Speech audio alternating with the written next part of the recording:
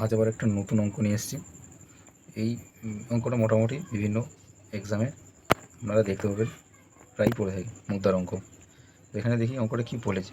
বলেছে একটা বাক্সে মোট 384টি মুদ্রা আছে।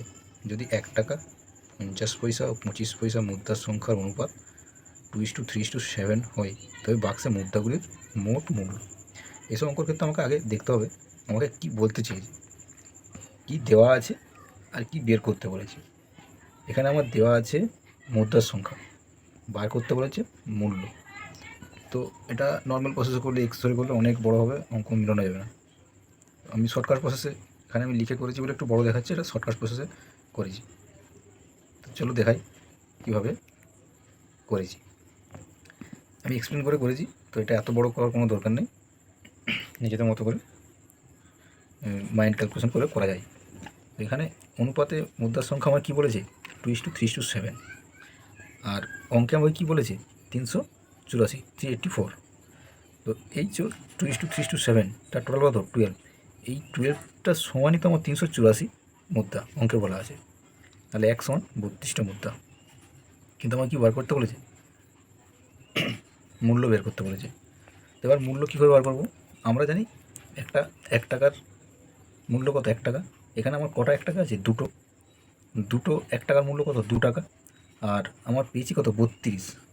এই 32টা 1 টাকার মূল্য কত হবে 64 টাকা। একই প্রসেসে আমরা কি জানি, একটা 50 পয়সা সমান কত মূল্য কত 1/2। এখানে আমার কত আছে 3টে 50 পয়সা আছে, তাদের মূল্য কত 3/2। আর 32টা 50 পয়সার মূল্য আমাকে বের করতে হবে।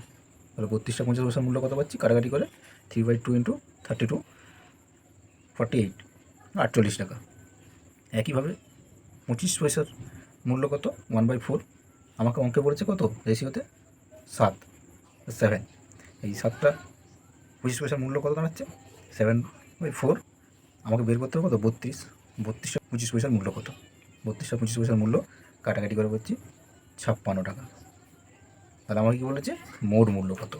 মানে মোট মূল্য কী পেলাম, 1 টাকার মূল্য পেয়েছি 64 টাকা, 50 পয়সার মূল্য পেয়েছি 48 টাকা, 25 পয়সার মূল্য পেয়েছি 56 টাকা। যোগ করে পেলাম 168 টাকা। অতএব অ্যান্সার কত দাঁড়ালো 168 টাকা এই 384টি মুদ্রার মূল্য। তো এটা এইভাবে এত বড় করার দরকার নেই, নিজেরা অঙ্কটা আমি এক্সপ্লেন করে করলাম শর্ট প্রসেসটা, নিজেরা মাইন্ড ক্যালকুলেশন শুধুমাত্র এইখানটা বের করলেই হয়ে যাবে। তো থ্যাংক ইউ।